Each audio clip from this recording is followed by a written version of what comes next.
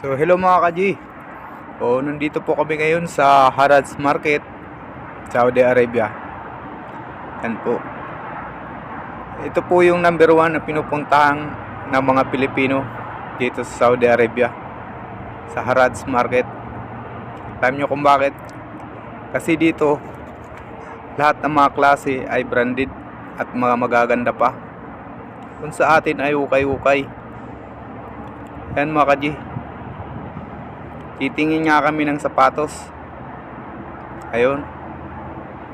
Alam mo mga ka-G, yung mga sapatos magaganda pa yan. Makakabili ka sa halaga ng 60 to 70 real. Pero mga branded po yan mga ka-G. Tingnan nyo na lang ng mabuti. Ayun. Si kuya ay pwede daw utang. Kuripotal, utang. Branded, brand Ayan. new.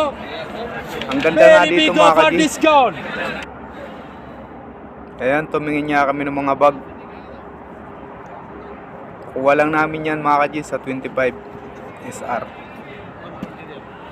Mga branded ho yan mga ka-G. Ito ho nga talaga ang pinupuntahan ng mga OFW, yung Harrods Market. Ayan mga ka-G. Tingnan nyo naman. Marami ka talaga ditong mabibili. Mga papasalubong. At yun mga ka-G, nandito kami ngayon sa Bata, Riyadh.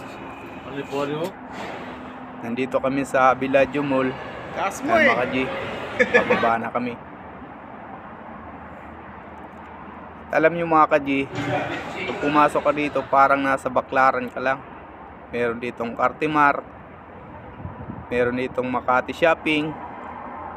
Yan. So mga ka-G, hanggang dito na lang. God bless.